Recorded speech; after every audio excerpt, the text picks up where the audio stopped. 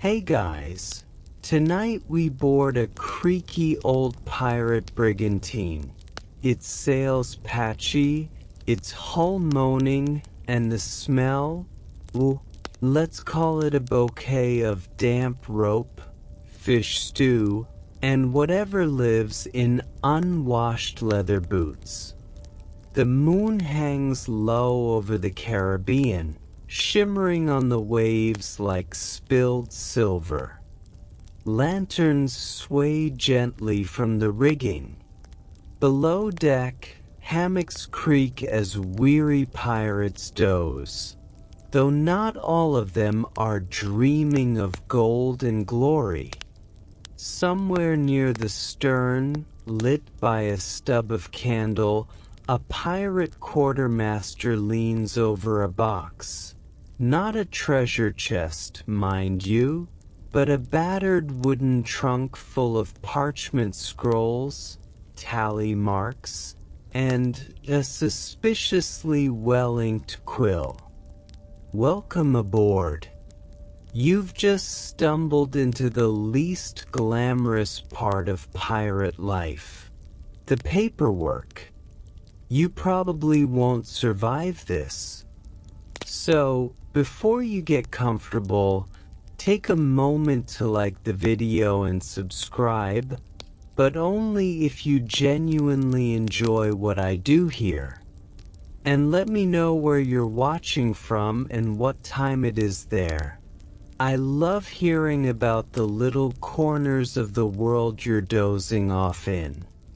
Now, dim the lights, maybe turn on a fan for that soft background hum, and let's ease into tonight's journey together. You trudge across the deck, avoiding the sleeping forms of snoring buccaneers. They look tough, scarred, sunburned, and oddly cuddly in sleep, but your task tonight isn't swordplay. It's tax history. The real treasure, as it turns out, was itemized all along. The 18th century pirate ship was no floating chaos carnival, at least not financially. Many vessels, especially those that embraced the democratic structures common among pirate crews, had incredibly specific systems for tracking, dividing, and protecting their ill-gotten gains. And surprisingly, it worked. As you reach the quarterdeck, the quartermaster eyes you, gestures at a barrel to sit on, and offers you a chipped cup of watered rum. "Welcome to the books," he mutters. "Hope ye like fractions." The ship's ledger is a marvel of low-tech accounting. Written in shorthand more cryptic than a treasure map, it tracks every plundered item, every injured crew member's payout, every petty theft of ship's rum. It's part financial document, part social contract. Historians have marveled at how these systems work to keep pirate crews functioning, especially when most of them had turned their backs on formal nation-states and law.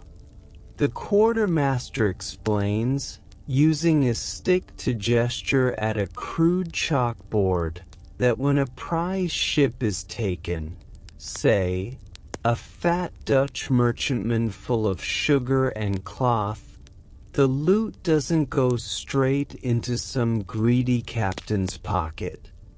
Oh no, everything gets appraised, divvied up, and recorded. It's almost cute how bureaucratic it all is. He shows you the crew agreement, also called articles. Every man signs it before setting sail. It's full of oddly specific clauses. Injured in battle? Compensation guaranteed. Caught stealing from a fellow crew member? No shares for you. Lost your sword in a drunken dice game? That's a write-off, maybe. These articles varied ship to ship, but they all shared one thing: a sense of fairness, structure, and, yes, taxation. And that's when you realize pirates did have taxes. They just didn't call them that. Instead of a government collecting percentages off your income, pirate crews levied shares based on rank and role. Captains might earn 2 shares of the loot, the quartermaster 1.5, and regular crew 1. Some ships even had bonuses for the first man to spot a target or climb aboard. Of course, not all systems were so smooth. Historians still argue whether these structures emerged from noble democratic ideals or simple necessity. After all, when you're in the middle of the ocean with a crew of 60 men and nowhere to hide, hoarding gold tends to end with a knife in the ribs. Fair division was just safer. You ask about how they kept track. The quartermaster grins and hands you a coin pouch, marked with tally cuts on the inside flap. Every cut equals 1 full share owed to a specific crewman. No paper trail, but a leather trail? That's pirate chic. The ship rolls gently beneath you, and the candle sputters. You can hear someone below decks softly humming a sea shanty. The quartermaster goes back to his box of scrolls, muttering about inventory. He tells you about a sloop they took off Bermuda. The loot? Mostly rum, 2 crates of hand mirrors, and a mysterious barrel marked cinnamon. That one sparked a debate. Was cinnamon more valuable than silver per ounce? Should it be taxed like spice or drink? Arguments lasted days, until a rat chewed through the barrel and settled the matter by drowning in it. You chuckle sleepily. Even pirates couldn't escape the tyranny of valuation disputes. In the distance, thunder rumbles. A storm, maybe, or just your stomach. The ship creaks again as you lean back against a mast, the sea rocking you gently. Tonight, you learn the real pirate gold wasn't just in the chests. It was in their systems, their strange blend of fairness and ferocity. And somewhere, deep in the wooden ribs of the ship, a scratched-up ledger keeps the peace better than any cannon. You blink against the flickering lantern light, your ears full of the low groan of the hull as it shifts with the waves. Just as you're getting used to the idea of pirates doing math, the quartermaster points to a yellowed parchment pinned to the cabin wall. At first glance, it looks like a piece of nautical graffiti, doodles, tally marks, some suspiciously chicken-like scratches. But this, he insists, is the ship's articles, the sacred code by which all pirates on this vessel live and die. Turns out, Pirates weren't anarchists in the way you might think. Sure, they mutinied, they pillaged, they occasionally used swords first, questions never diplomacy. But when it came to governing their floating societies, they ran things with a level of structure that would make a mid-level office manager weep with joy. You squint closer. The articles outline everything from sleeping arrangements to music hours. Yes, really. But most importantly, they describe how the loot gets split and under what conditions it can be reduced. In other words, taxes. If the sails need mending, that's a crew-wide deduction. If someone breaks a pistol in combat, the ship might foot the bill or take it out of his share. The terms are clear, fairish, and tailored to reduce knife fights over someone else's rum money.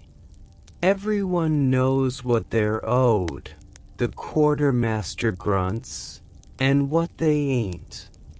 You scan the document. Officers get more, of course.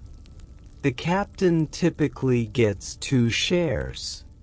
The quartermaster, our number-crunching friend here, gets 1.5. A gunner or bosun might earn 1.25. Regular crew? Just 1 share, but no small amount when you're staring down a Spanish galleon full of coin. And there are fines. One clause reads, "He that striketh another shall lose his share." Basically, keep your hands to yourself or kiss your loot goodbye.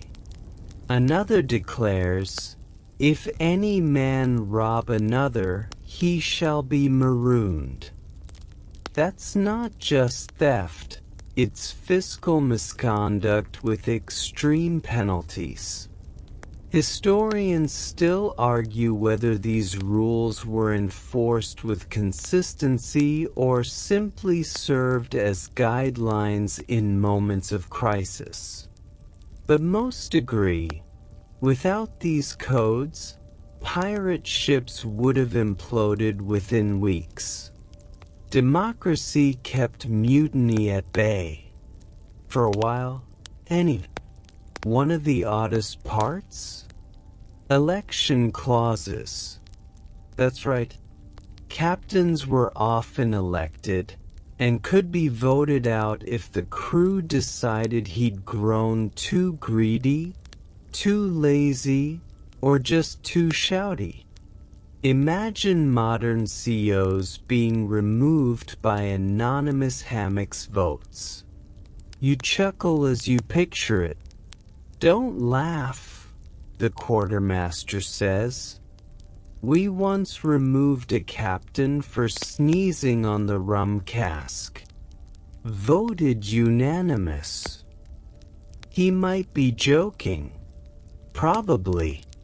You run a hand over the wooden beams beside you. They're covered in tiny scratches, like a cat's been keeping time with its claws. In reality, it's a kind of calendar, tracking days at sea, number of ships sighted, and in one corner, how many casks of rum remain. Budgeting pirate style. Your thoughts drift. Why were pirates so obsessed with fairness? Why all this structure? Turns out, most pirates were former naval seamen or merchant sailors.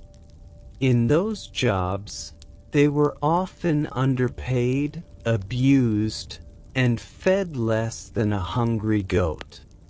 When they turned pirate, they weren't rejecting order. They were rejecting unfair order. They wanted something better. Something where your leg injury earned compensation and your opinion meant something. You notice a rule about musicians. If the ship has a fiddler, he's excused from other duties, but he still gets a share. Even the arts had value in this system.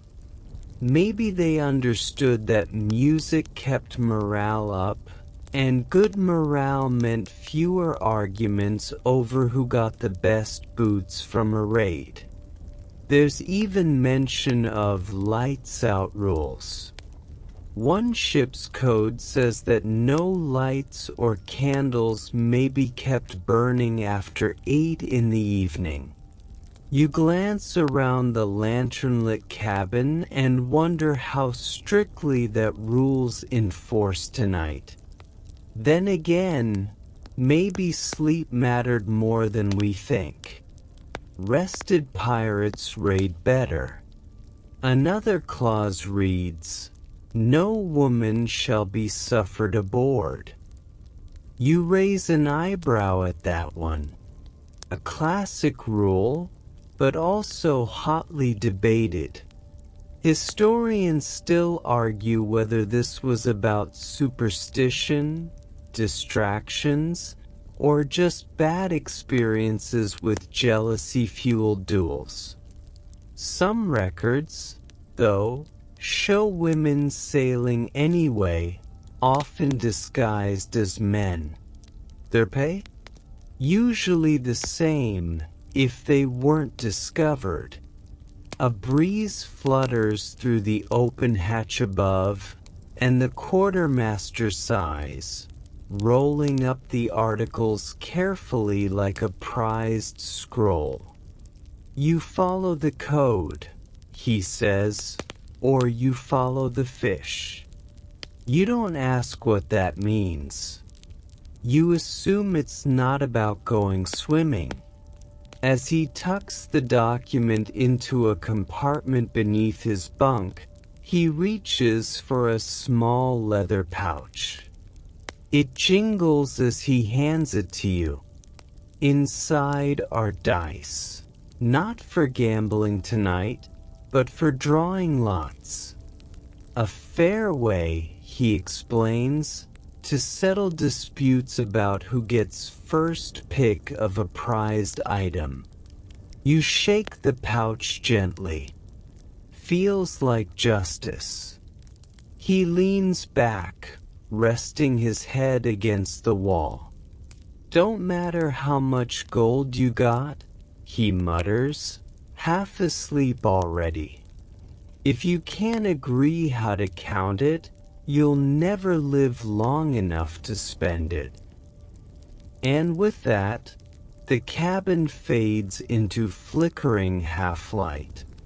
Outside, the sea laps softly against the hull. Somewhere below, someone sneezes on the rum cask. You smile to yourself.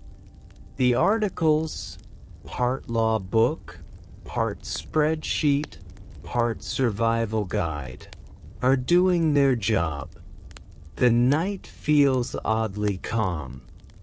The next morning, though time on a pirate ship is less about clocks and more about sun angles, you find yourself perched on a barrel near the stern, half dozing, half listening to the ship's carpenter grumble about taxes. Not modern taxes, obviously. He's complaining about how last week's haul from a Spanish cutter required 4 full shares worth of nails and pitch to fix the rudder. Which, to be clear, means his precious maintenance budget was taxed before the crew could divvy up the spoils. You sip warm water from a dented tin mug, and the quartermaster joins you, rolling his eyes. Let me guess, he says. He's still mad about the barrel of olives not counting as treasure? Apparently, food doesn't count as loot unless it's rare food. And olives, in this case, were just pickled ballast, according to the ship vote. Still, the carpenter thought his snack stash should have earned him at least a quarter share. He's still sulking. Today, the quartermaster wants to teach you about how expenditures get calculated. You follow him down to the lower hold, ducking past hanging nets of ship's biscuit, salted pork, and one aggressively judgmental chicken in a cage. Down here, the air is thick, warm, and smells like wet hemp and dried mangoes. Someone got lucky during the last raid. He opens a crate labeled for shares, and inside, instead of gold or weapons, are odd items. Bolts of linen, a cracked compass, 3 iron cooking pots, and a bundle of long, hand-carved pipes. Every one of these items must be logged, valued, and taxed if they're to be divided among the crew. See, pirate economics had no fixed currency. Coins were lovely, yes, but so were spices, textiles, tools, and tobacco. Anything could become currency, provided it could be traded or smoked.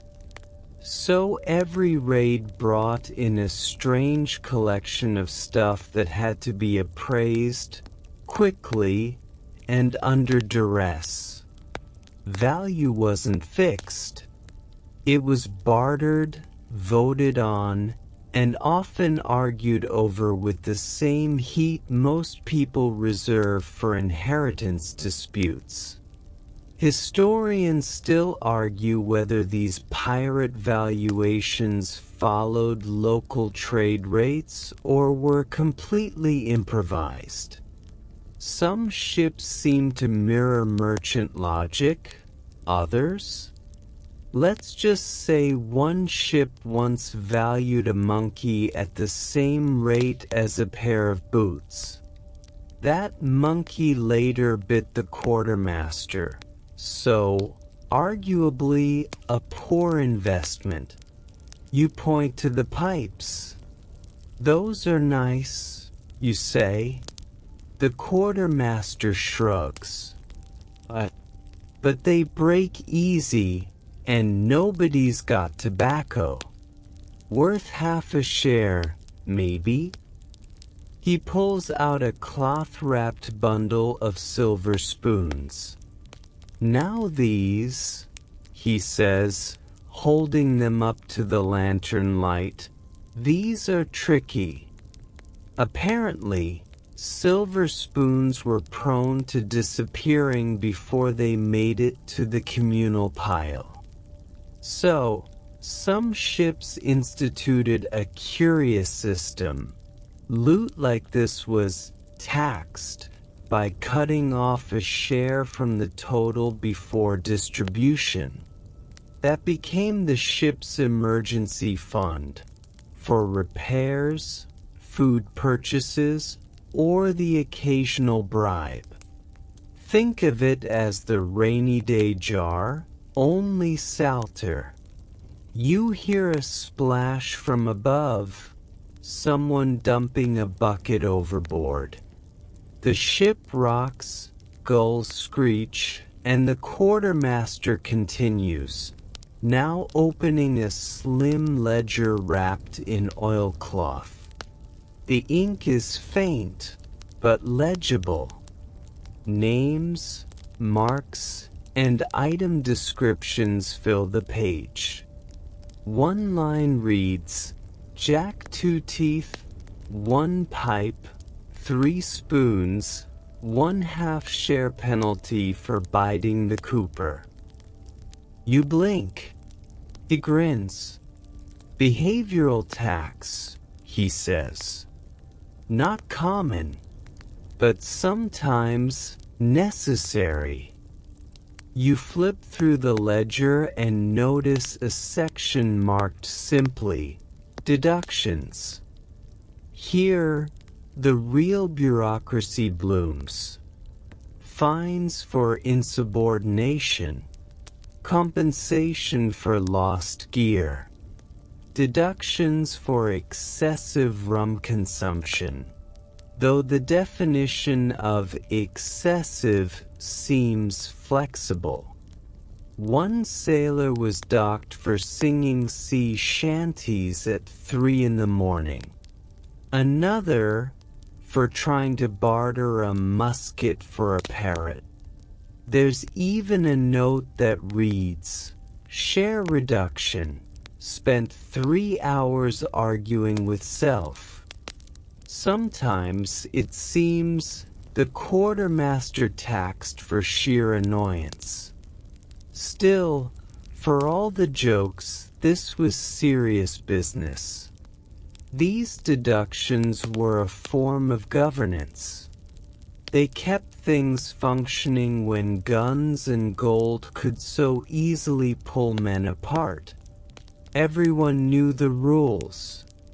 And if they didn't like the deductions, they could always appeal at the next crew meeting. You imagine that 60 salty men in a circle debating the fair market value of a handbell. You head back topside, where the cook is boiling something that smells vaguely like old boots and cinnamon. The ship's cat lounges in a coil of rope. You sit nearby, watching the men prepare for another vote. Tonight, they'll decide whether to sell the last crate of Madeira wine in Tortuga or drink it here and now. Either way, the quartermaster warns there will be a tax, either in coin or in headaches tomorrow morning. You nod sleepily. The sun dips low on the horizon. Taxation, it seems, is inevitable, even at sea, even among criminals. And yet it's strangely comforting. These rules, these logs, these endless tallies, they turn chaos into community. Pirates, of all people, had found a way to make taxes work for them. It's not elegant. It's not fair by modern standards. But it keeps the sails patched, the pistols loaded, and the ship afloat. Above you, the sails sigh as they catch the evening breeze. Below, the ledger rests, quiet but ready, waiting to record the next pipe, spoon, or parrot. You're still thinking about the pipes, the spoons, and Jack Two-Teeth's apparent vendetta against shipboard tradesmen when the quartermaster gestures you toward the main deck again. It's nearing dusk now, and the sky is the exact burnt orange of a tattered treasure map. The mood on board has shifted, less rowdy, more businesslike. Tonight, it's payday. The quartermaster calls it division night, and it's not the free-for-all you might expect. There are no wild coin tosses, no brawls over shiny baubles. Instead, a quiet hush falls over the deck as the crew begins to assemble in rough semicircles, squatting on overturned crates and barrels like mismatched parrots roosting for a sermon. This, he explains, is where the pirate tax system becomes something else: public accounting. Everyone sees what everyone gets, he says. Keeps fingers where they belong. You settle in beside a particularly smelly hammock bundle, careful not to lean too far into the shadows where a pet iguana, allegedly named Captain Crunch, is lurking with narrowed eyes.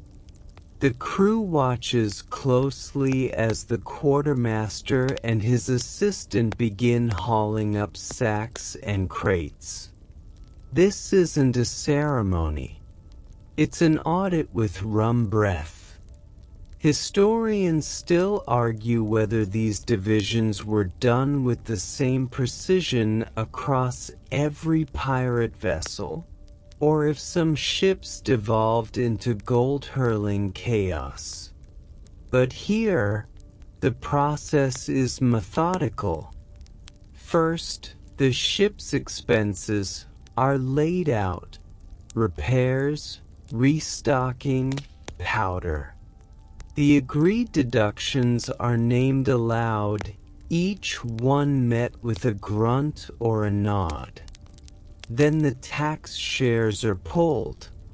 A few portions go to the carpenter's locker, a few to the sailmaker, one to the communal sick fund, for anyone who loses a limb in future endeavors. A murmur ripples through the crew when a single coin is placed into a battered mug labeled "Widow's Portion." Apparently, they took care of next of kin, sometimes. When convenient. The rest? That's when the magic happens. 2 shares to the captain. Someone calls, and there's a general shrug. He's earned it. 1.5 to the quartermaster. The crew nods again. He's the reason their last meal wasn't moldy biscuit soup. Then come the officers. The bosun, the gunner, the navigator, each earning their fractional slice of the pirate pie. Then it's down to the regular crew. Equal shares for most, with minor adjustments. One man gets docked for selling the ship's medical kit for a joke book. Another earns a bonus for wrestling a barracuda off the rudder during a storm. That, the crew agrees, is above and beyond. And you notice something. Even the most rugged, tattooed buccaneers among them lean in to count their coin carefully. No one skips this part. There's pride in knowing what you've earned and what you owe.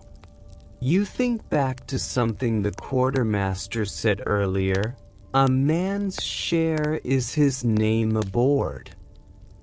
Indeed, for pirates, reputation was part currency. Tax evasion wasn't just dishonest, it was a threat to survival. A man who shorted the crew today might find himself mysteriously overboard tomorrow. Or worse, cut off from future raids.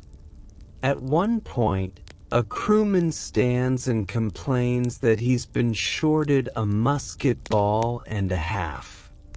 He holds it aloft as if daring someone to call him petty.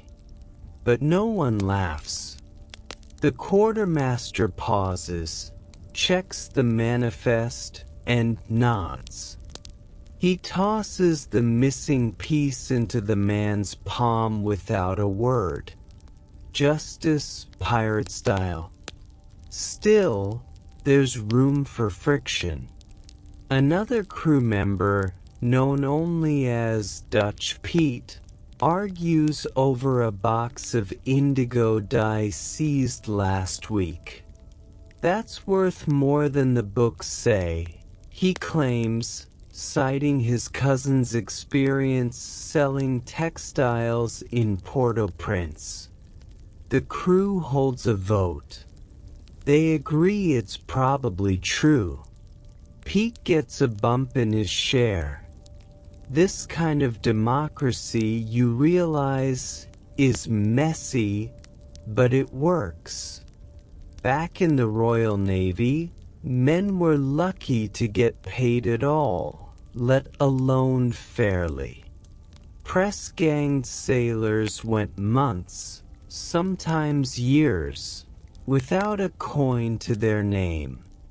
But here, on a ship run by criminals, there is consistency, equity, and visibility. Everyone sees how the sausage is sliced and where the crumbs go.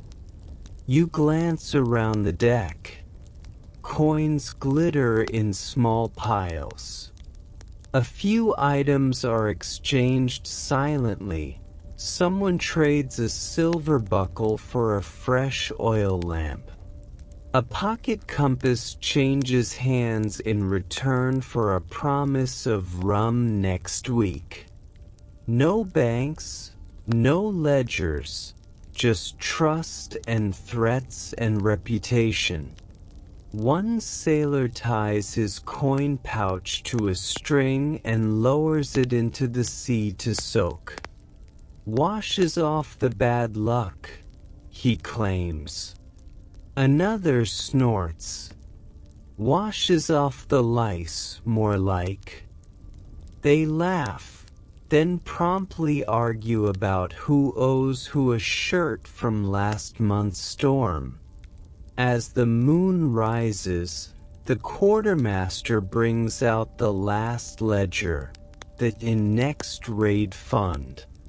A fixed percentage of tonight's takings goes into a communal lockbox, literally a rusted chest bolted to the deck near the mast. It contains emergency coins, tools, and a gold tooth someone tried to use as a bribe once. No one touches this fund. It's sacred. If we all die tomorrow, the quartermaster murmurs, this box gets the ship home. You nod. It makes sense. Even pirates have contingency plans. A breeze picks up, fluttering the lantern flames. Around you, men begin tying off their coin pouches, hiding them in boots, or sleeping curled around them like dragons with very specific hoarding habits. Someone begins to hum a sea shanty, soft, sleepy, half-forgotten. And just like that, payday is done. Taxes paid, shares divided, and everyone's still breathing. You find yourself oddly reassured. If cutthroat pirates can run a functioning economy with honesty, ledgers, and mutual agreement, maybe there's hope for the rest of us. Then again, you think, as someone trips over Captain Crunch the iguana and curses in 5 languages, maybe not. The moon has risen fully now, a pale coin in the velvet sky, and the ship creaks gently as you lie back against a coil of rope, mind still buzzing from the evening's economic theatrics. But the quartermaster isn't done with you yet. He tosses a small leather-bound journal at your feet. Tomorrow, he says, you learn about shore taxes. You blink. Shore taxes? He smirks. Turns out, even pirates don't get to skip customs. The next day, you arrive in port, Tortuga, that crooked-toothed grin of an island where the rum is warm, the taverns are louder than a cannonade, and absolutely everything has a price. As your ship coasts into the bay, the first thing you notice are the flags. Dozens of them, flapping from boats and buildings. Not just Jolly Rogers, but English, Spanish, French, even a lone Dutch trader flying a piece of bed linen painted with a tulip. These flags matter. Each one signals a different tax code. Some ports, the quartermaster explains as you dock, charge flat rates. Others tax by item, by quantity, even by how wet your boots are when you walk in. You glance at your waterlogged feet. The moment the gangplank drops, a small, wiry man in a tattered waistcoat climbs aboard holding a clipboard. You assume he's some kind of inspector. He's not. He's the dock briber. Technically, he's a harbor negotiator, which is a fancy way of saying he's in charge of greasing the right palms so your crew can unload cargo without losing half of it to the Colonial governor's unofficial taxes. The line between legal tariffs and won't make it to dinner money is blurry. Historians still argue whether these dock bribes were part of a pirate's expected costs or simply the cost of doing business in any lawless port. Either way, everyone treats it as a formal ritual. The man scribbles some notes, pockets a silver ring from the quartermaster, and disappears back into the crowd like a particularly smug mosquito. Your ship begins to unload. Barrels roll, crates groan, and the smell of spilled molasses and wet gunpowder fills the air.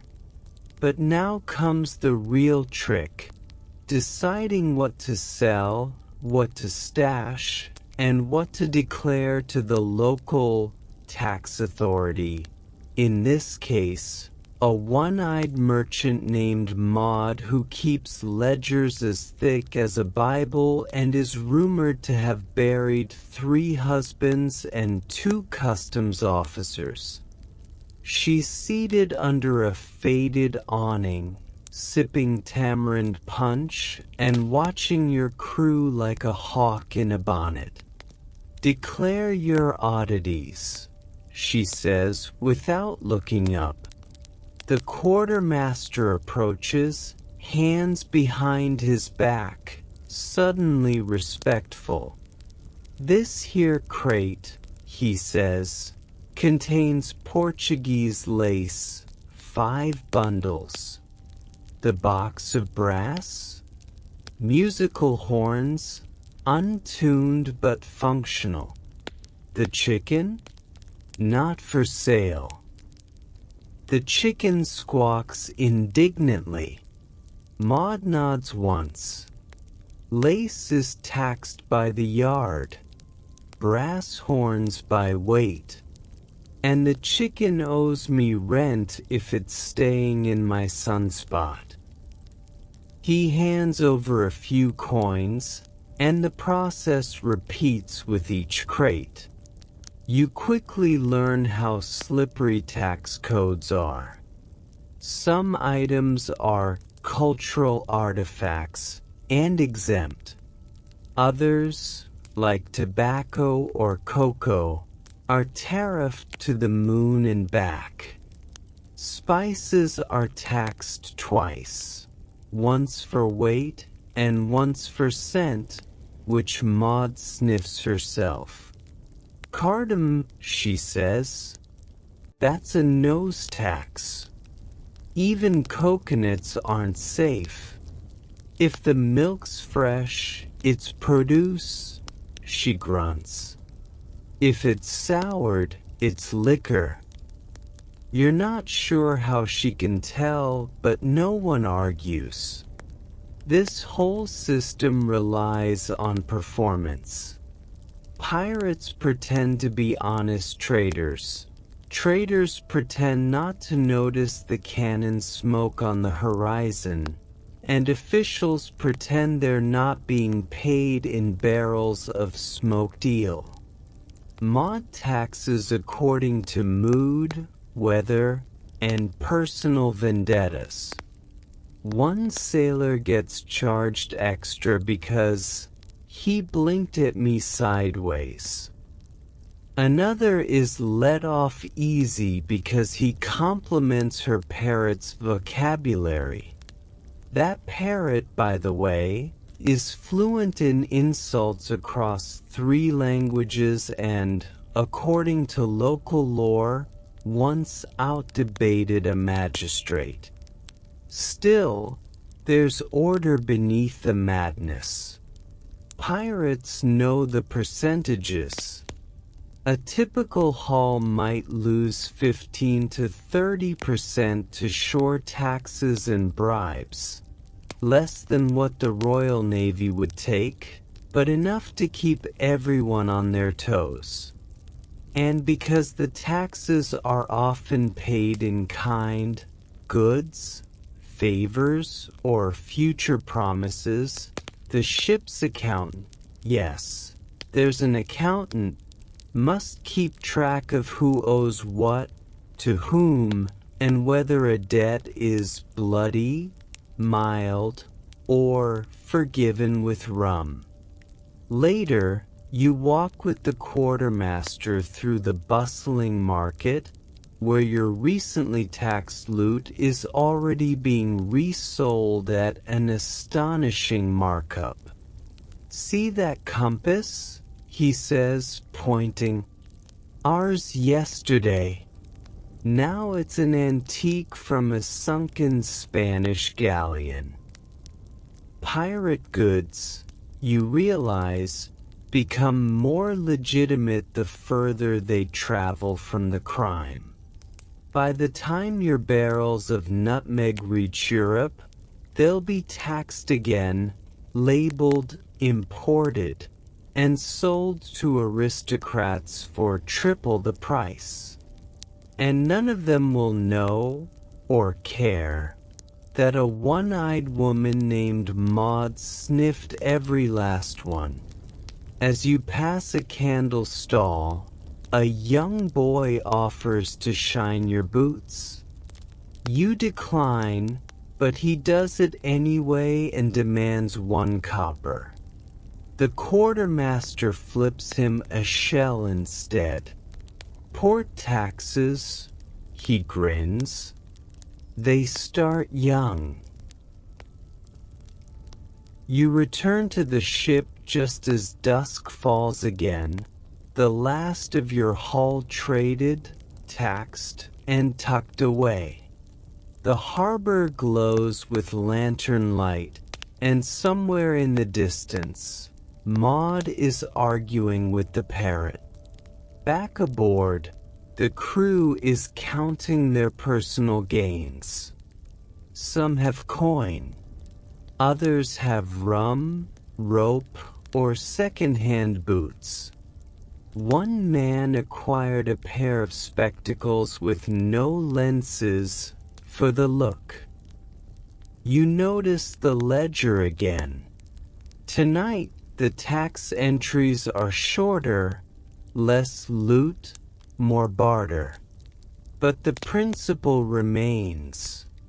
Even among rogues and outlaws, taxes find their way in by barrel, by bribe, or by bird. The next morning, you wake up to shouting, not angry, panicked shouting, but the kind that sounds like a particularly theatrical breakfast debate. Someone is defending the merits of smoked turtle meat. Someone else is insisting that fermented bananas count as medicine and should be tax exempt. You're barely upright when the quartermaster claps a hand on your shoulder. Today, he says, we talk about insurance fraud. The pirate kind of insurance.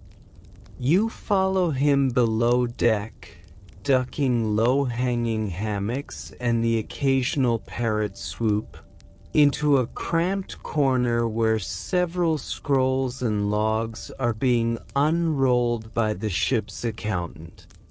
A wiry man with ink-stained fingers, he introduces himself as Ledger Tom. Tom doesn't believe in small talk. He launches straight into it. You sink a ship, he says, and everyone asks two questions. Who was aboard, and was it on purpose? Turns out, pirate vessels, especially in the 18th century, dabbled in a peculiar form of proto-insurance. It wasn't formal, it wasn't legal, and it definitely wasn't regulated, but it served the same emotional purpose, reducing risk. Think of it as a communal safety net, stitched together with gossip, suspicion, and very creative paperwork. Historians still argue whether these systems originated from merchant practices or were simply a natural extension of pirate codes. Either way, pirates had ways of buffering their losses and occasionally exploiting them. Ledger Tom shows you a scroll detailing a shared damage fund. If a ship went down, sunk in battle, lost in a storm, eaten by a kraken, not common, but not unheard of, the surviving crew could petition other pirates for assistance. A bit like GoFundMe. If GoFundMe had more eye patches and dramatically fewer shirts.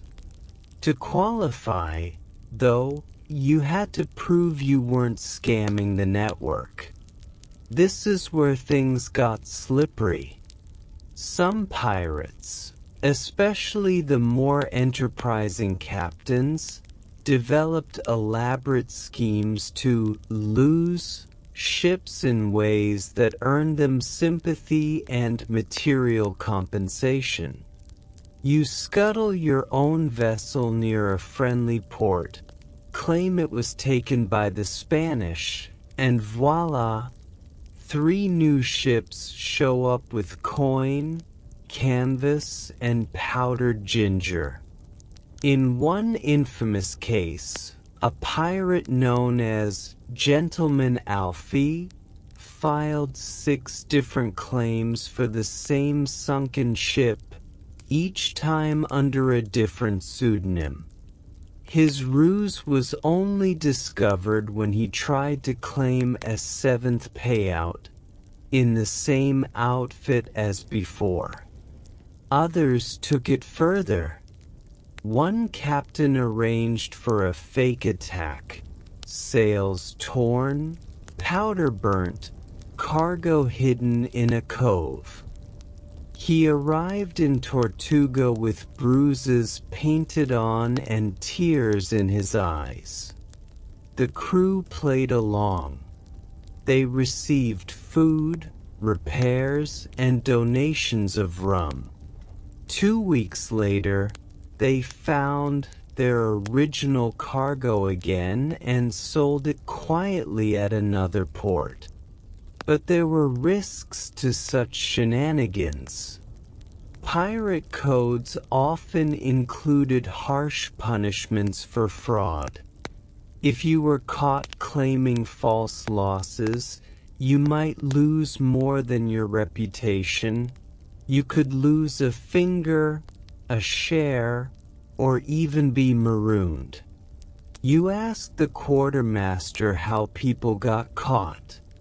"Oh," he says, "same way people always get caught. They get greedy." Sometimes, it was as simple as a sailor recognizing a supposedly lost piece of cargo. Other times, rival captains, never ones to let a good grudge die, would turn informant. There was also an informal guild of pirate scribes and message carriers who tracked claims across the Caribbean. If the same name appeared too often, it raised flags. One such scribe, a woman known only as Ink Nell, supposedly memorized every shipwreck and major haul between 1705 and 1719. Pirates feared crossing her more than the Spanish Armada. If she said your story smelled like spoiled salt pork, no one would pay you a doubloon. Still, insurance, legit or not, served a purpose. It kept crews from deserting after a bad raid. It reassured investors back in port. Yes, pirates had investors. And it fostered a strange kind of trust among thieves. Even scoundrels, Ledger Tom says, need a backup plan. You sit down beside a half-sanded crate and look through some old logs. There, written in surprisingly neat script, is an entry labeled "Disbursement to widow of Toothless Dan, shipwreck off St. Croix, partial share plus 1 goat." You blink. "A goat?" you ask. The quartermaster shrugs. It was his. No one else wanted it. Toothless Dan's widow, you're told, lived inland and used the goat to start a cheese business. Pirate insurance, as it turns out, can be wildly practical.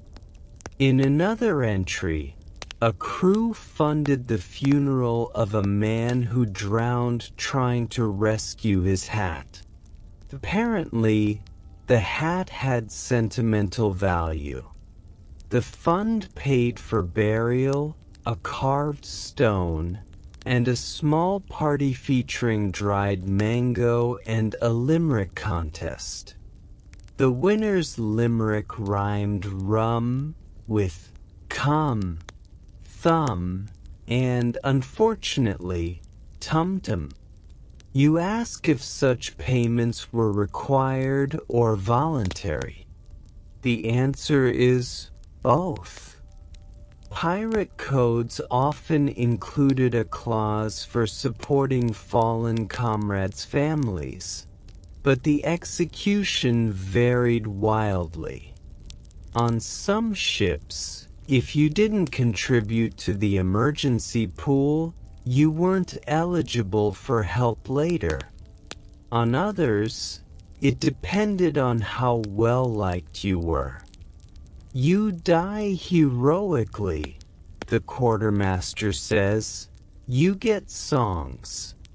You die tripping over a chicken, you get a shrug and someone eats your rations. So pirates tax themselves for insurance too, just not consistently. It was a blend of superstition, fear, and the kind of self-interest that makes you build a lifeboat before robbing a Navy galleon. As you prepare to leave Ledger Tom's cramped office, he hands you a small wax-sealed scroll. Write your final payout instructions, he says. If you fall overboard, we need to know who gets your hammock, your boots, and that hairbrush you keep pretending you don't own. You glance down at the scroll. A bizarre comfort settles over you. Because even out here, on the edge of chaos and cannon smoke, someone's planning for the worst. And they'll probably tax it. You're standing on deck again, watching as the coastline of yet another island fades into the distance like a wet watercolor. The sails ripple, the wood groans, and the crew is surprisingly quiet, half asleep from last night's overenthusiastic rendition of The Ballad of Toothless Dan. The quartermaster emerges from below deck, squinting at the sun like it owes him money. Today, he says, we examine pay stubs. You laugh. Pirates had pay stubs? He doesn't smile. Not stubs. But you try telling 30 men with swords and no sleep that they're being paid vaguely. You'll end up tied to the mainmast with vague ink on your forehead. And so begins your dive into one of the strangest, most orderly elements of a pirate's life. How they kept track of shares and taxed them. Because yes, pirates didn't just divide loot like drunken toddlers at a birthday party. There were rules, percentages, deductions, and, brace yourself, forms. Well, technically log entries, but same energy. The system was called the share, and it formed the backbone of pirate economics. The idea was simple. Instead of a fixed wage, pirates earned a cut of the total haul, divided based on role, risk, and, occasionally, personal flair. Historians still argue whether this practice made pirate crews more democratic than naval crews or just better at hiding jealousy with rum. But one thing's clear. Pirates pioneered one of the most transparent pay structures of the 18th century. The average crew member earned one share. A carpenter or gunner might earn 1.5 to 2 shares. The captain? Usually 2 shares, maybe more if he was particularly charismatic, terrifying, or kept his hat very clean. But before anyone touched a single gold coin, there were deductions. You think the Royal Navy taxes you hard, the quartermaster says. Try being taxed by people you have to live with. He hands you a ledger. The page reads, Ship name, Morning Pickle. Date, May 7th, 1722. Total haul, 3,200 Spanish reals, 14 silver cups, 1 tame monkey.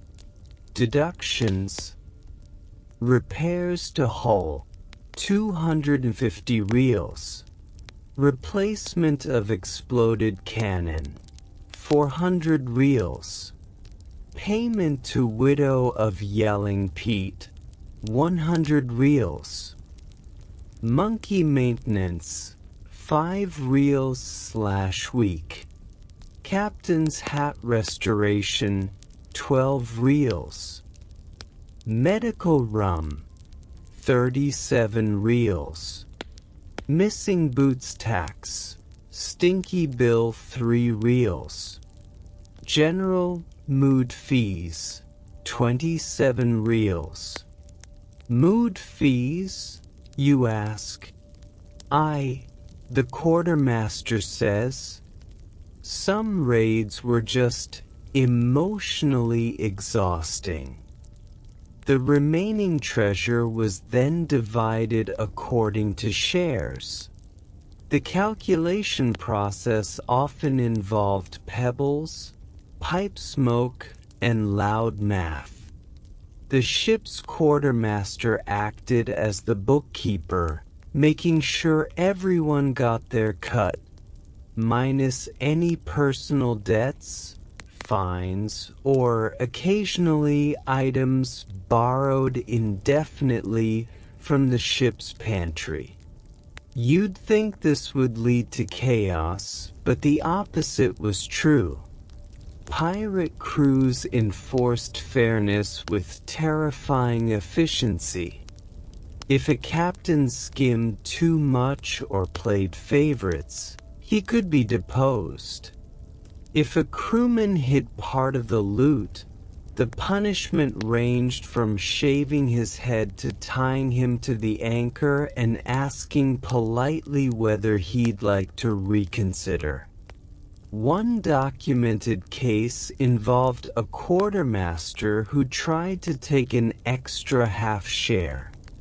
The crew discovered it, voted on it, and sentenced him to clean every spoon on the ship with his own shirt for a month. Spiritual justice, pirate style. You look at another page. This one includes a neat table titled Voluntary Contributions and Personal Expenses. Items listed include dice game debts, oversalted fish complaints fund, midnight snack ration payments, pocket watch repair for a man with no pocket. Some pirates tax themselves for communal luxuries, better hammocks, fresher water, or the occasional delivery of letters from home. Others opted out entirely, preferring to keep their share in coin and hide it in a sock nailed under a floorboard. And then there were the double dippers. These were pirates who held more than one role, say, ship's cook and gunner. They received role bonuses, often negotiated in advance. One pirate famously negotiated a 0.1 share increase for being the only one who could imitate a rooster well enough to wake the crew. Your favorite entry, though, is one marked. Payment to Duck Whisperer, half share. Kept peace among poultry for 3 months.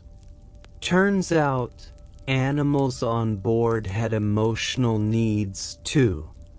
There's a rhythm to this system. Predictable, mathematical, and strangely soothing. Each crew member knows what they're owed and when they'll get it. The share system created accountability without bureaucracy and fairness without forms. It's more honest than most modern tax returns. But it wasn't always perfect. Sometimes treasure was miscounted. Sometimes a particularly shiny goblet caused a moral crisis. Sometimes two pirates argued over who should get the stuffed peacock that fell out of a stolen Spanish crate. You ever see a grown man cry over taxidermy? The quartermaster asks. Twice. Still, most disputes were settled on the spot, usually with a vote, a coin toss, or a game involving coconuts and knives that no one ever really explained to you. And then, of course, there was the retirement share. A rare but noble practice where older pirates, missing too many teeth or too many toes, were given a small ongoing cut from future hauls, so they could live out their days selling maps, telling lies, or running slightly dishonest taverns. You ask if anyone actually retired peacefully. 2, the quartermaster says. One became a barber. The other makes marionettes. Both probably still tax themselves out of habit. By now, the sun has reached its peak, and the deck is warm beneath your boots. The crew is gathered for share counting, and Ledger Tom stands proudly, ledger in hand, like a priest preparing to read names from a sacred scroll. One by one, he calls out names, shares, deductions, and weirdly specific taxes. Coins clink. Smiles spread. A few curses fly. And just like that, the loot is no longer loot. It's income. It's community. It's taxed. And somehow that makes it all the more real. The sun dips low, casting long shadows over the creaking planks as you settle in for another day on this floating republic of rogues. Today, the quartermaster invites you to explore a side of pirate life that seems almost quaint in contrast to cannon fire and sword fights. The surprisingly detailed healthcare contributions and medicinal taxes aboard. You might imagine pirates as rough and tumble, barely concerned with bandages or toothaches, but their approach to health was anything but careless. Pirates knew better than most the importance of keeping the crew fit. After all, a sick pirate is a pirate who can't hoist sails or swing from rigging. Historians still argue whether pirate medical practices were inspired more by seafaring necessity or an oddly progressive communal spirit. Either way, the ship's medical fund functioned as an early form of health insurance. Each crew member was expected to contribute a small portion of their share to a communal pot dedicated to medical supplies and care. This included items like tobacco for sterilization, lemon juice to prevent scurvy, and a rather peculiar concoction involving crocodile dung that was believed to soothe wounds. You wrinkle your nose. Crocodile dung? Believe it or not, the quartermaster says, it was actually surprisingly effective, mainly because the dung contained antiseptic properties. Just don't ask about the smell.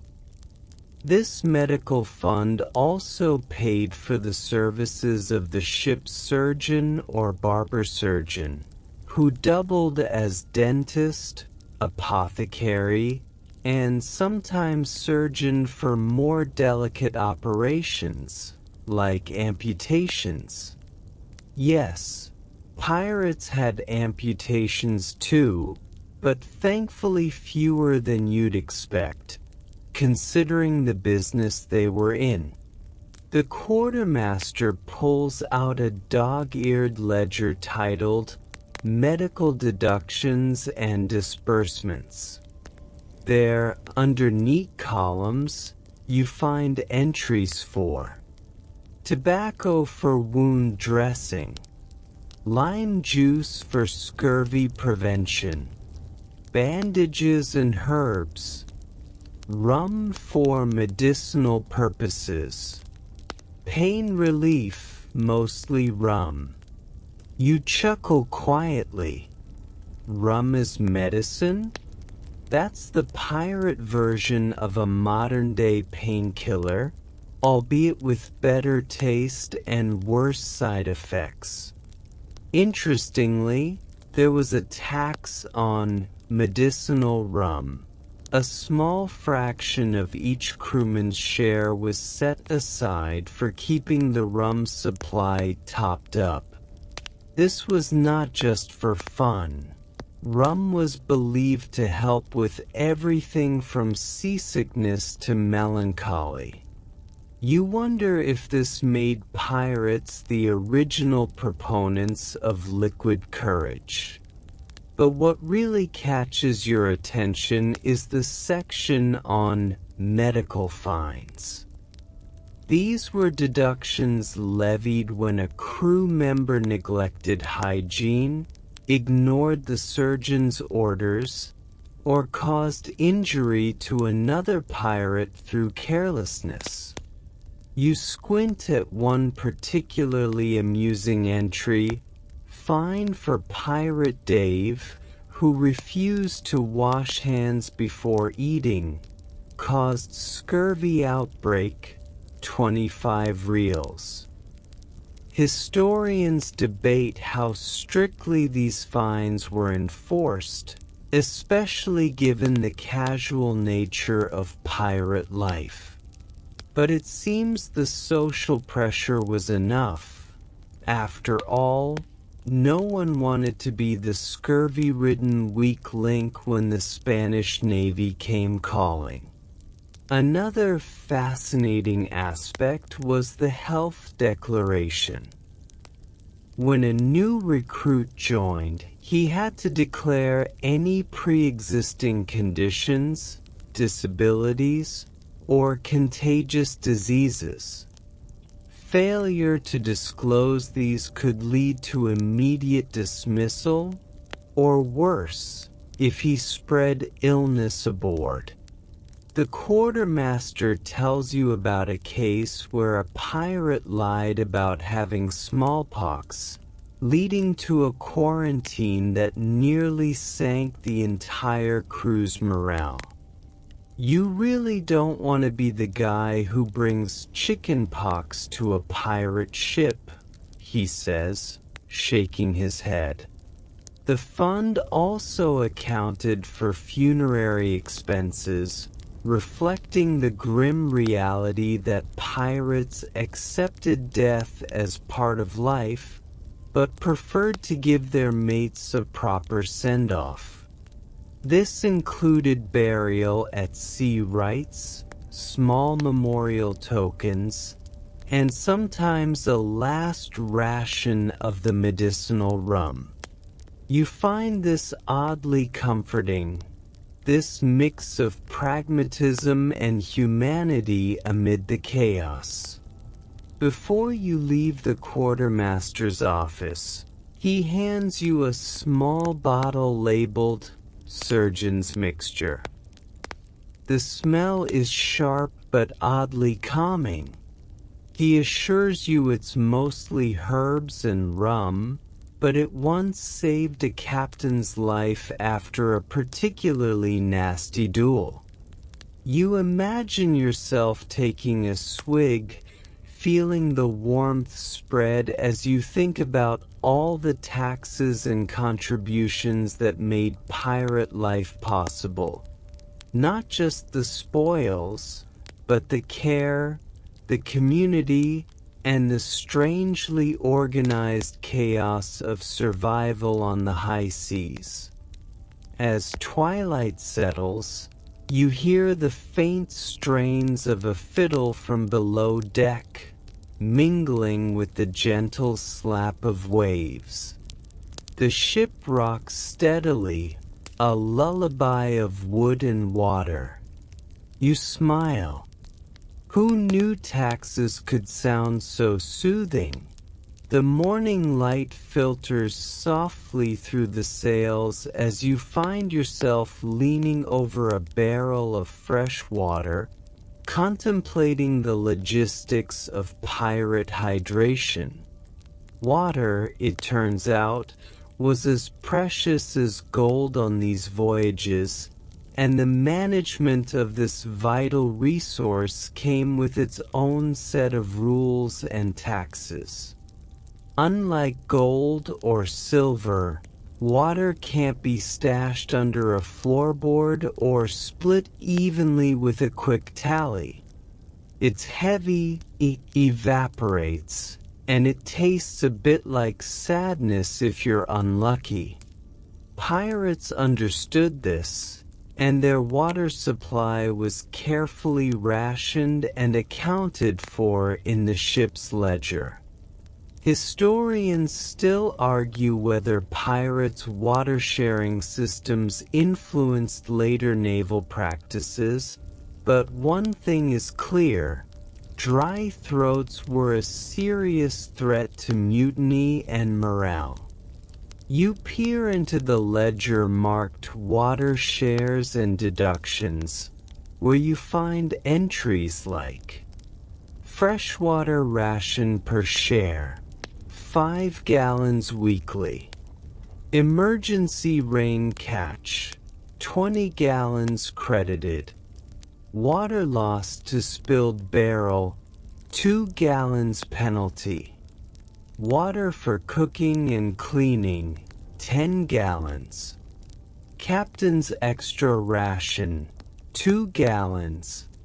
The quartermaster explains how pirates levied a small tax on each share to fund the repair and maintenance of the ship's water storage systems. Wooden barrels lined with pitch to keep leaks at bay, and occasionally awkwardly shaped clay jugs passed down from one voyage to another. "Water is life, mate," he says. "Mess with the water and you'll have a thirsty crew on your hands, and that's worse than any Navy cannon."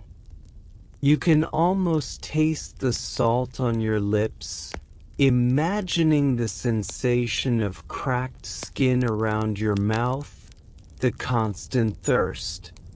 There's also an amusing note about water theft penalties. Pirates, like anyone else, occasionally tried to sneak extra water for themselves or to hide for later.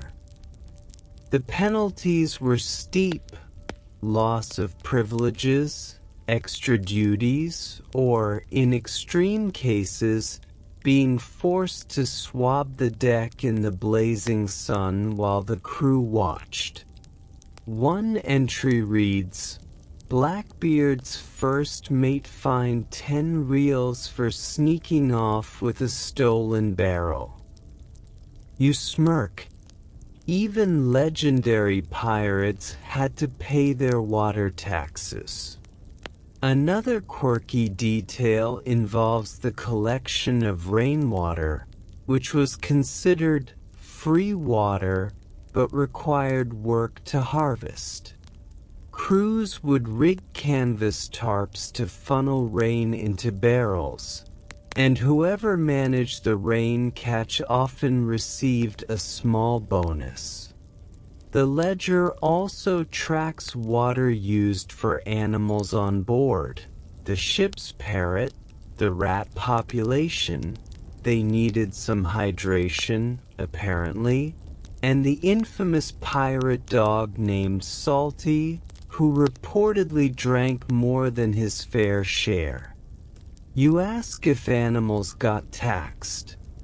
Only in cuddles, the quartermaster replies.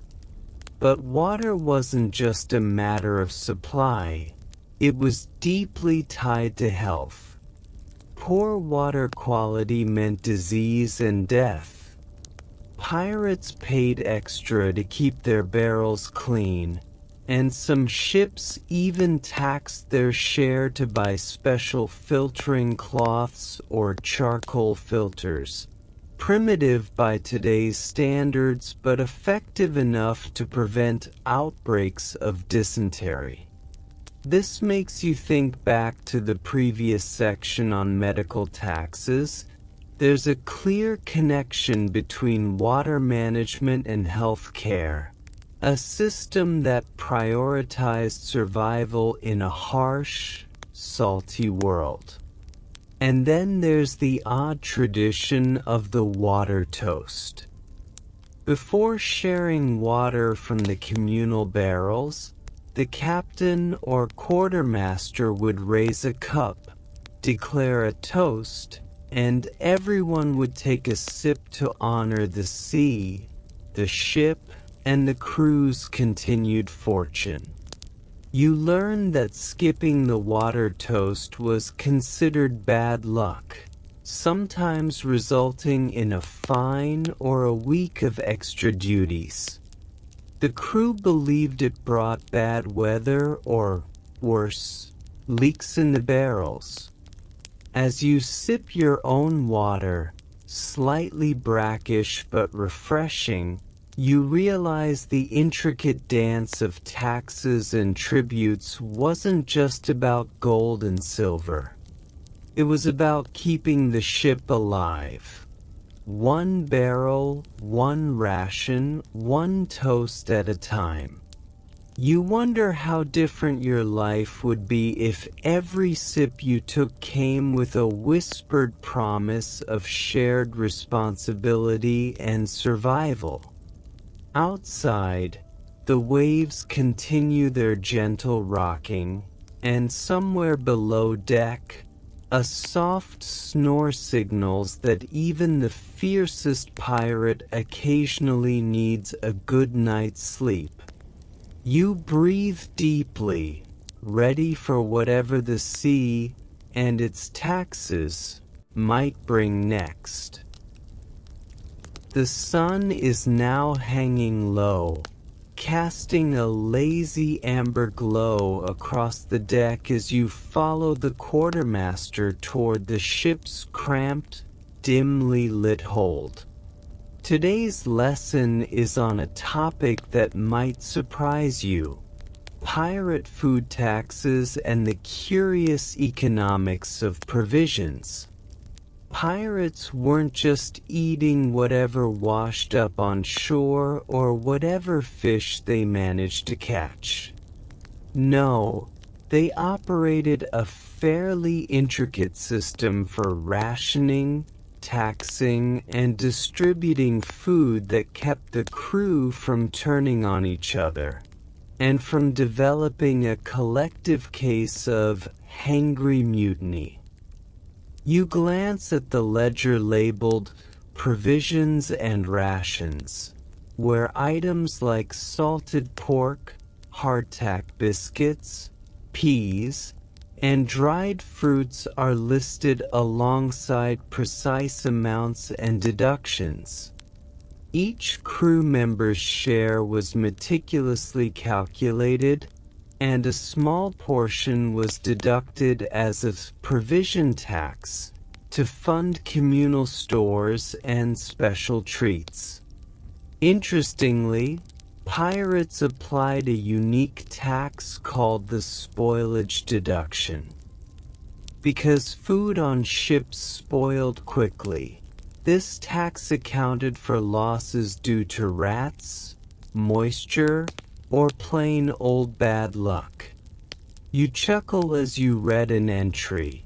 Captain's biscuit stash, liberated by rats, deducted 2 shares.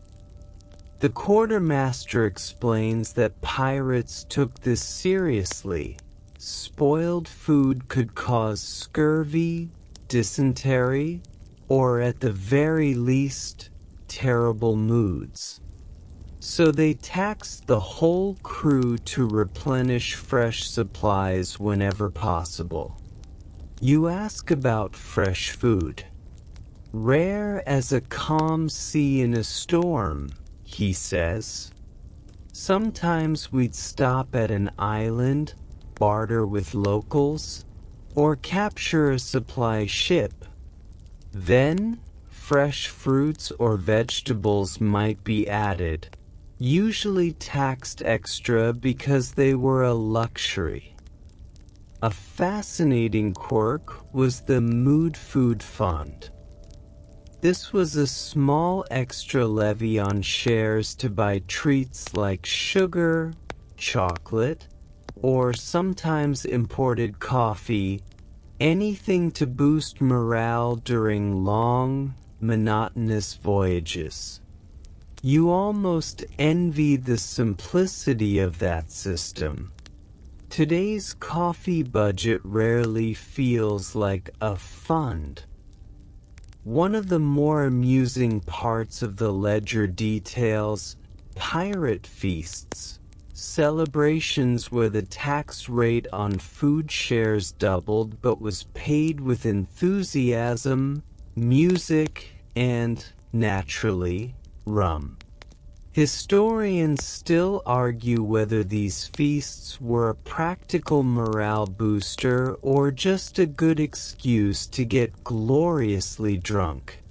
Either way, everyone looked forward to them. You find an entry for the infamous St. Elmo's Fire Banquet, a feast held during a rare storm when the eerie blue glow danced over the rigging.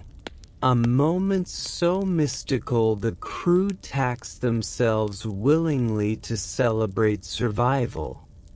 There are also fines for food hoarding, especially hardtack biscuits. Pirate law frowned on anyone stashing away more than their share. Those biscuits might be tough, but the hunger that followed was tougher.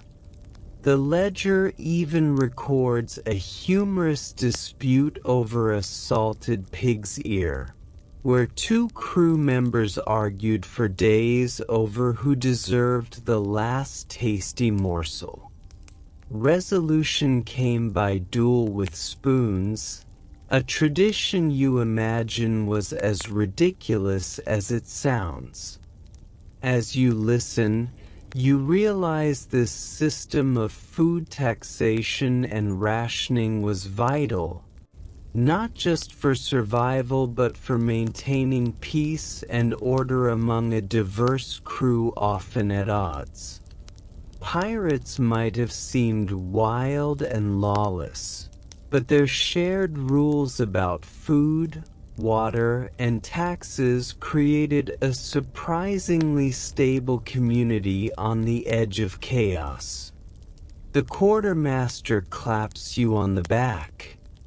Next time you think pirates were just mindless thieves, remember their taxes kept the ship fed and the crew sane. You smile, imagining the taste of salted pork washed down with a swig of medicinal rum, the gentle hum of waves beneath you, and the sense of order beneath the disorder. It's a strange, soothing paradox. A ship full of thieves, united by the unlikeliest of things, tax laws.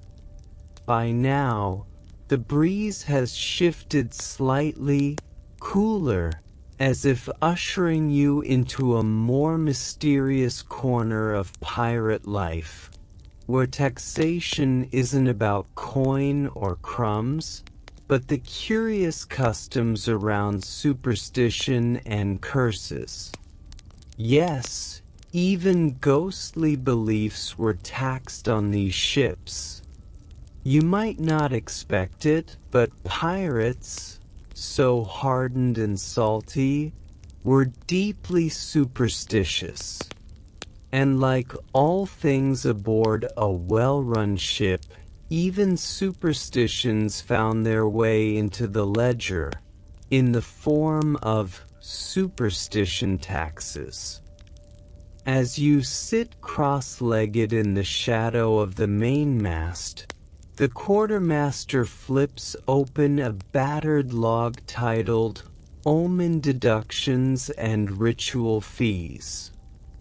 And immediately, your eye is drawn to entries like spilled salt on deck, 2 share deduction to buy offering rum.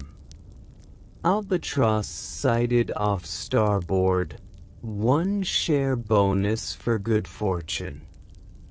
Banana smuggled on board, offender fined and fruit thrown overboard. You can't help but smile. The banana thing wasn't a joke. Bananas were genuinely feared at sea, believed to bring terrible luck. Some say it's because they ripen quickly and spoil other food. Others blame the cargo's association with deadly stowaway spiders. Either way, bring one aboard, and you'd be taxed into shame. Historians still debate whether these superstition taxes were more psychological insurance or just another way to keep the crew in line. Whatever their purpose, they worked. Pirates were known to pool shares to reverse bad omens, funding everything from sage-burning ceremonies to sea burials for cursed cargo. One curious entry reads, shared 5 share tithe to the sea witch of Tortuga, payment for calm winds. Whether the witch was real or just a clever scam by a local woman with a fog machine and a crab, you'll never know. And then there's the taxation of dreams. Some captains believed prophetic dreams held power, and the dreamer might be asked to donate a share to the ship's fate fund. You picture a groggy sailor waking up from a vision of a sinking ship, then immediately paying a tax to make it not happen. In one famous tale, a crew collectively taxed themselves after a deckhand dreamed of red sails, an omen of death. The ship painted their sails black to avoid fate's gaze. Did it work?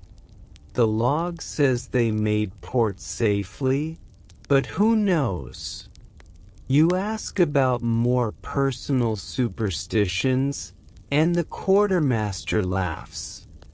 Oh, there were taxes for wearing red socks on Thursdays, for whistling while the anchor's up, even for carving hearts into the mast. Some thought it summoned jealous sea spirits. You're starting to see a pattern. Every belief, no matter how odd, was treated with respect, or at least revenue-generating seriousness. It kept the peace. And maybe, just maybe, it made people feel safer. There's even a page for ghost ship donations, where crews offered silver to avoid becoming one themselves. This silver was tossed overboard in solemn silence, every coin a wish to stay visible to the living. And of course, pirates being pirates, there was humor too. One entry reads, "Crew fined 1 share each after prank involving fake mermaid tail scared the cook." These taxes served more than belief. They were an emotional pressure valve, a structured way to deal with the unknown. A ghost tax was a way to say, "I don't understand this, but I'm doing something about it." And in a world where the sea could turn violent without warning, where compasses spun at random and fog swallowed entire fleets, that illusion of control was invaluable. The quartermaster closes the ledger with a quiet tap. "You see," he says, "the real curse at sea wasn't ghosts or sea monsters. It was chaos.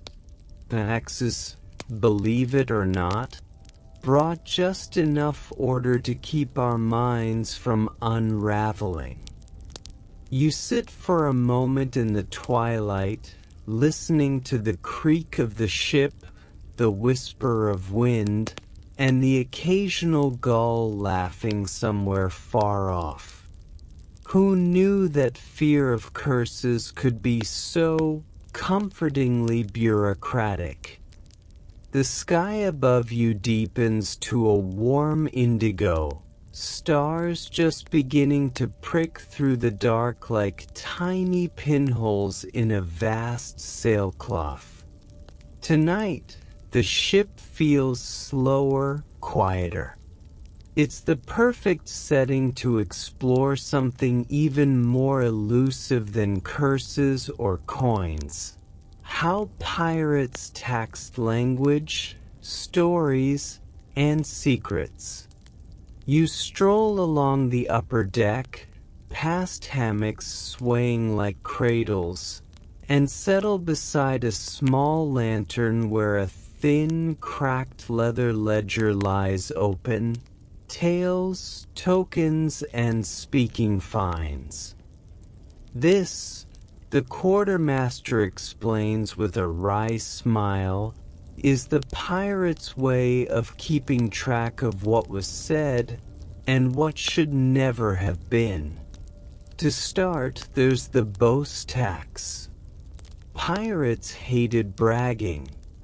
Sure, they were proud of their exploits, but anyone going on too loudly about "that one time I outsailed a Navy frigate" was slapped with a fine. Usually a share or two, under the logic that boasting attracted bad luck, and worse, British patrols.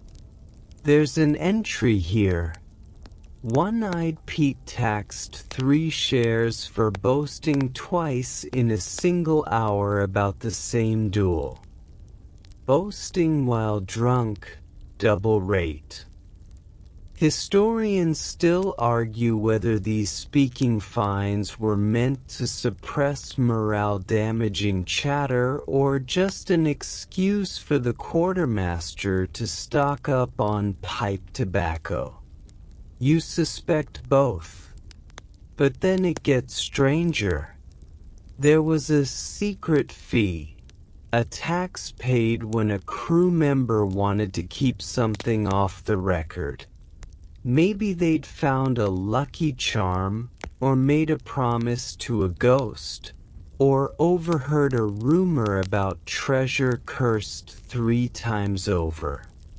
Whatever the case, to avoid it going into the ship's oral log, yes, they kept one. The sailor had to pay a small tribute to seal the tale.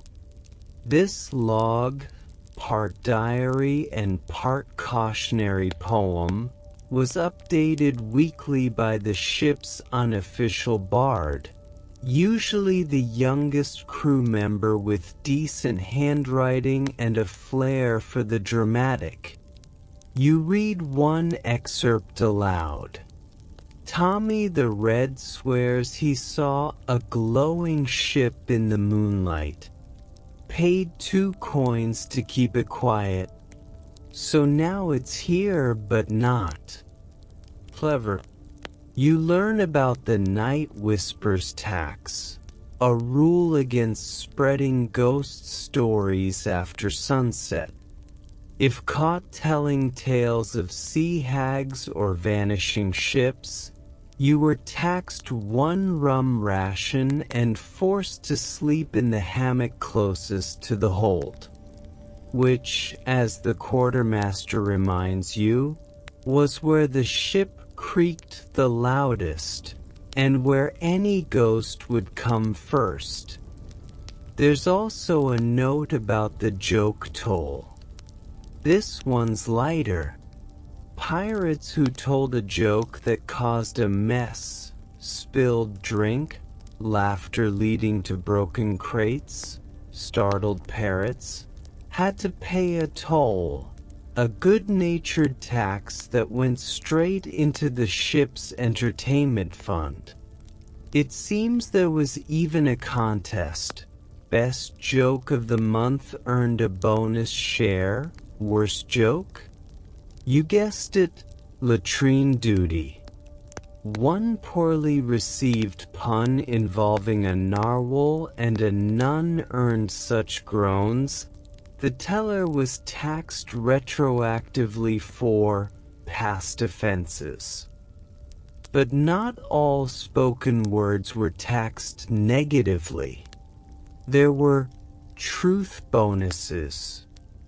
If a pirate confessed to an error before being caught, say, losing a map or forgetting to tie a crucial knot, they could receive a partial share refund. Honesty, oddly enough, was incentivized. Fewer surprises, fewer sinkings, the quartermaster says with a shrug. And then there were the token tributes. If someone shared a story that calmed the crew during a storm or made a dying man laugh, the crew might award that speaker a symbolic share, not in gold, but in honor. These weren't written in coin, but in tiny drawings beside their name in the log. A fish, a flame, a pair of eyes. A secret visual language only understood by those who lived it. You can't help but admire it. Even the untouchable stories, words, laughter was part of the pirate economy. Every sound on the ship had a weight, and sometimes even a cost. The quartermaster closes the ledger and sits beside you. We tax tales, he says, because stories are what hold men together, and sometimes what tear them apart. You lean back, feeling the rhythm of the ship beneath you, the creak of wood, the hush of waves. Around you, low murmurs drift through the night air, words not meant for the ledger, just shared to pass the dark. And you realize, for pirates, the value of a tale wasn't just in its telling, but in its keeping. It's late now, and the sea feels smoother than it has all night, like the world itself is gently nodding off. But before your eyes get too heavy, the quartermaster nudges you with a final curiosity. How pirates tax time. Not gold, not rum, but minutes, hours, and even entire days. You raise an eyebrow. Time taxes? Oh yes, he says. When you're adrift for months with nothing but the horizon to measure your days, time becomes the rarest treasure of all. It starts with the watch time deductions. A pirate assigned the night watch, especially the dreaded middle shift between moonrise and dawn, would receive an extra 1/8 share deduction from the common pool. Not quite a reward, not quite a penalty. Just acknowledgement that those hours were darker, colder, and lonelier. There's a charmingly passive-aggressive entry in the ship's log. Black-eyed Robbie volunteered for midnight watch 3 times this week. Suspected of hiding from kitchen duty. Still paid the shares. Next came the idler's levy. Pirates who repeatedly took too long with chores, patching sails, swabbing decks, cleaning weapons, were dock time shares, deducted in the form of additional shifts or loss of hammock privileges. It wasn't punitive, it was just the ship saying, "Your time belongs to the crew too." You flip a few pages and find a curious ritual, the Lost Day Ceremony. Every time the ship crossed the international date line, not that pirates used that exact term, they'd hold a mock funeral for the vanished day. A candle was lit, a toast made, and everyone paid 1 coin into the time chest, a small locked box used later for shore leave revelries. Historians still argue whether this time chest was a legitimate accounting practice or just a well-disguised rum fund. You have your suspicions. Even more peculiar was the wasted minute tax. This was an optional, often symbolic payment made by crew members who felt they'd lost time on something silly, tying the wrong knot, searching for a misplaced hat, chasing a flying biscuit across the deck. The logless 2-minute tax. Wrong barrel of salted beef opened. 4-minute tax. Attempted to play cards with wet deck. 10-minute fine. Spent morning arguing whether parrots dream. Oddly enough, these entries served a purpose beyond bookkeeping. They humanized error. When someone fessed up to wasting time, the crew could laugh, roll their eyes, and move on without grudges or gossip. You admire that. We could all use more wasted minute forgiveness in modern life. Then there's the sacred pirate concept of stolen time. This wasn't taxed, it was feared.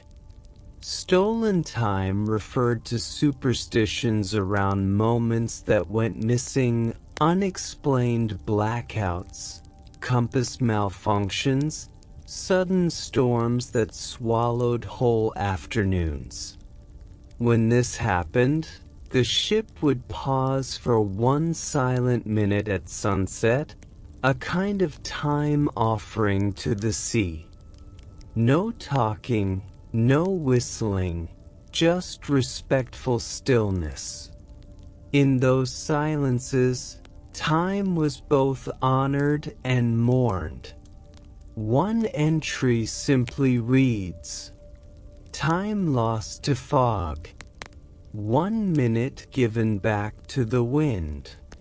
You ask if the pirates ever tried to save time. The quartermaster chuckles and pulls out the time investments page. Notes where clever pirates traded chores for sleep, offered an hour of watch duty in exchange for tutoring in knot work, or bartered morning cooking shifts for an uninterrupted bath bucket session. There's even an unsigned contract. 3 hours of sail repair for the right to sleep until sunrise. It's dated vaguely, just marked, after that loud squall near the Isle of Nowhere. You're struck again by the fact that this wasn't chaos. This was deeply organized chaos, complete with its own temporal economy. Pirates understood what few people do even now, that time is the only currency you can't get back. And while they didn't always use it wisely, they certainly accounted for it. One final log entry catches your eye. It's scrawled in faded ink, maybe written in the galley by candlelight. "Today was slow. Good kind of slow. Paid myself 1 minute. Might spend it tomorrow watching clouds." You sit with that thought for a moment, letting it sink in. Pirates, of all people, understood the value of a quiet moment. Enough to tax it, record it, and share it. You look out over the side of the ship. The moon's reflection dances in the calm waves, and somewhere below, the ocean keeps time with its own endless clock. You wonder what tomorrow might cost. You're awakened, if only mentally, by the rhythmic slap of ropes against the mast, like a lullaby tapped out in sailor's Morse. You're nearing the final stretch of this curious voyage, and just as you start wondering whether there's anything pirates didn't tax, the quartermaster chuckles under his breath and hands you one last logbook. The cover is stitched with rough cloth and smells faintly of cloves and whale oil. Its title? Taxes of the Flesh, Health, Injury, and Pirate Sick Leave.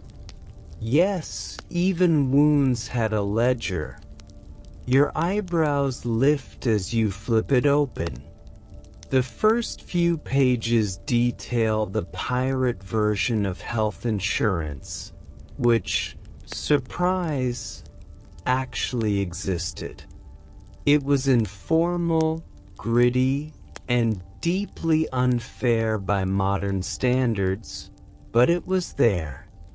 If a crewmate lost a limb in battle or an eye in a boarding skirmish, the crew would vote on compensation, paid from the communal pool. Arm, 600 pieces of 8. Leg, 500. Finger, 100. Eye, negotiable based on which one and how good it was. One particularly sardonic note reads, "Left eye, not the good one. Paid half. Historians still argue whether this early compensation system was rooted in altruism or purely financial planning. After all, a healthy pirate is a productive pirate. But either way, the flesh tax was real, and pirates took it seriously. You flip further into the book and find the grogginess allowance. On days when the ship's surgeon, usually just the cleanest drunk, declared someone unfit for duty due to injury, they were allowed to sit out tasks in exchange for partial deductions. A share and a half was the standard rate for a lost day, unless you were milking it. And believe it or not, pirates did have sick leave policies, loosely enforced, always suspicious, and usually decided with a dramatic sniff test. One sailor famously claimed to be allergic to parrots, which earned him a stern talking to and a swift hammock reassignment. Another entry reads, "Red Tom says his back hurts. Looks fine to me. Moved to cannon cleaning detail." But the real eyebrow raiser is the section titled Rum for the Unwell. This was not just pirate generosity, it was an accepted medical practice of the time. Rum mixed with lime, ginger, or even powdered turtle shell was the closest thing most sailors had to medicine. Pirates who were ill were allocated extra grog, with the understanding that it would be deducted from their shore leave rations later. Yes, being sick was taxed in reverse. Some even prepaid. A curious clause in the log describes how younger crewmen would voluntarily forfeit a half share on joining, calling it their sick day deposit. If they never got ill, it was refunded after a full year and a testimonial from the cook, who apparently doubled as the ship's gossip columnist. But pirates were also pragmatists. If someone suffered repetitive injuries, like a gunpowder burn for the 4th time that month, they were taxed for reckless impairment. It wasn't cruelty, just recognition that carelessness endangered the ship. There's a harsh entry. Billy Three Toes tried to climb the mast barefoot again. Fell in. Tax 2 shares for recklessness and clumsiness. Still, not all bodily breakdowns were punished. You find a small section, sweetly titled Bruised Souls. This was the unofficial code for mental strain, homesickness, dread before a fight, or a mind tangled too long at sea. No official tax here, but entries show that those who admitted to it were given a kind of off-the-books compassion.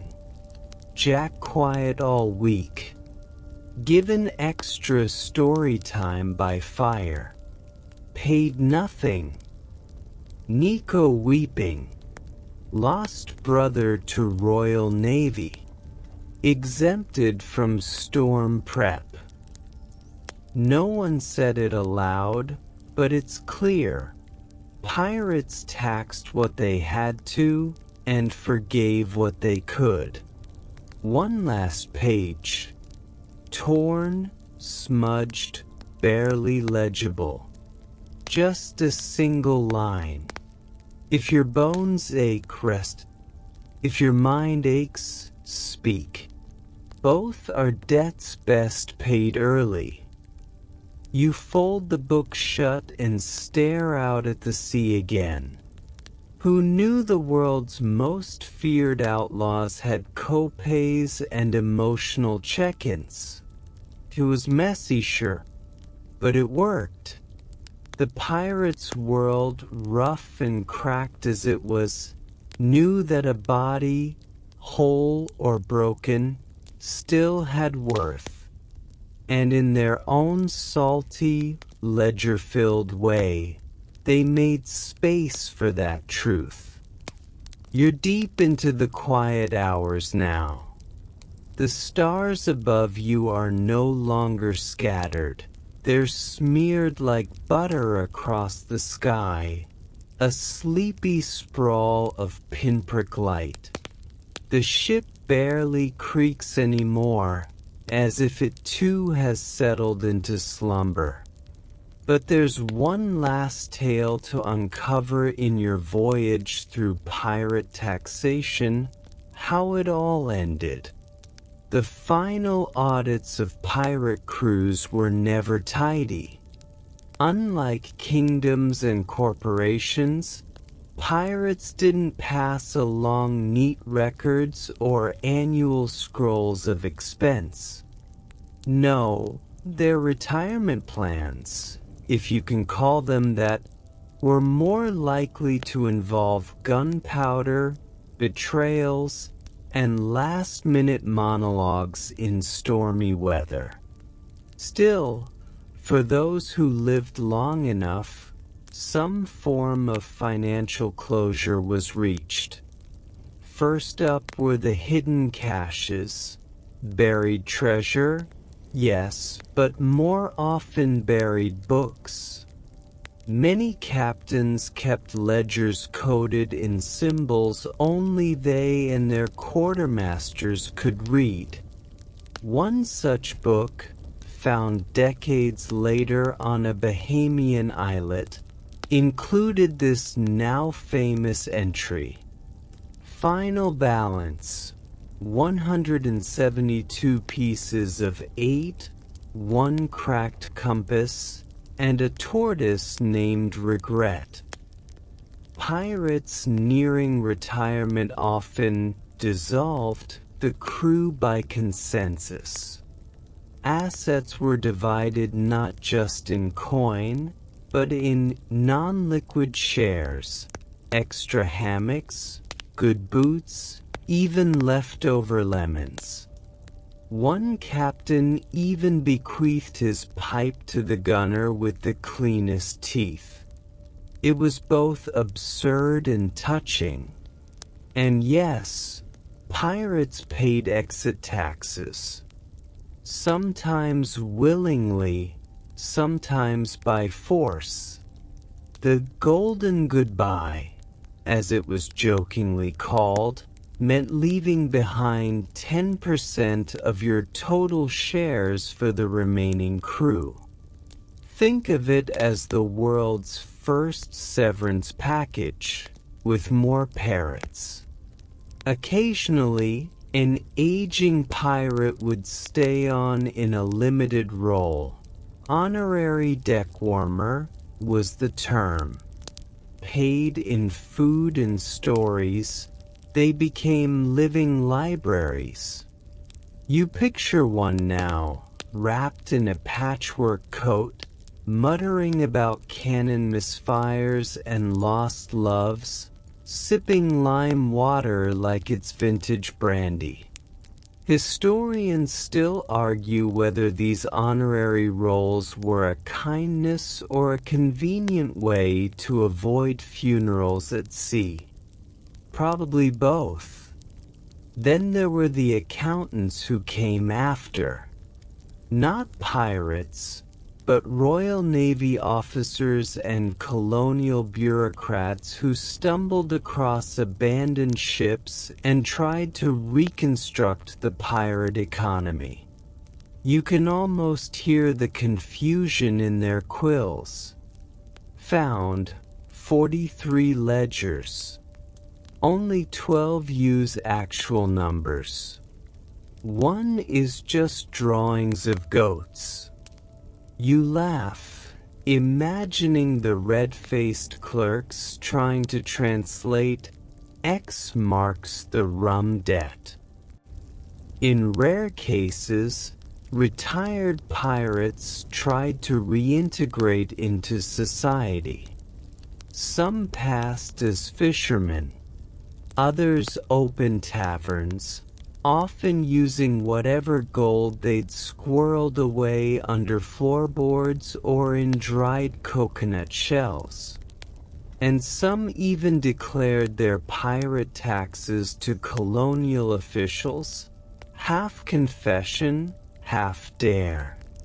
There's a record of one pirate walking into a Virginia office, dumping a sack of coins on the table and saying, "Back taxes. Good luck counting it." Naturally, no receipt was issued. One thing becomes very clear. Pirates were terrible at endings. Their stories either burned out in cannon fire or trailed off in half-written entries, like dreams forgotten upon waking. Yet somehow, those frayed endings make it all more human.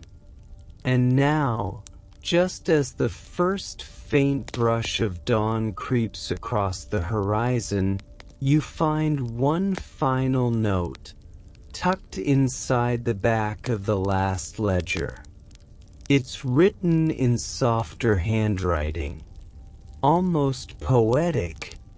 We taxed our time, our wounds, our rum, our days. But we never taxed the stories. Those are free. Take one with you. And you do. The ship rocks gently now, each creak of timber a whisper against the hush of the waves. The moon has dipped low, casting its pale goodbye across the sea, and the stars blink slower now, like they too are nodding off. Your eyelids are heavy. The kind of heavy that isn't just tiredness, it's peace. You've sailed through ledgers, hammocks, cannon soot, and rum-scented legalities. You've seen how even the wildest rogues of the sea kept order in the chaos, measured time with hammocks and healed heartbreak with extra watch shifts. Strange, isn't it? Even pirates needed structure to stay afloat. And so do we. You breathe out slowly, your mind adrift somewhere between history and dream. You might not remember every coin shared or every limb taxed, but maybe you'll remember that final page. The one that said the stories were free. Let that thought drift with you now, soft as sea mist. Feel your muscles slacken, your thoughts untangle, and your breath match the rhythm of an ocean you can almost hear. There's no need to hold on to anything. The ship is steady. The crew has settled. You're safe here. You've earned your own share of rest. So ease deeper into the blankets. Let the waves carry. Let time blur.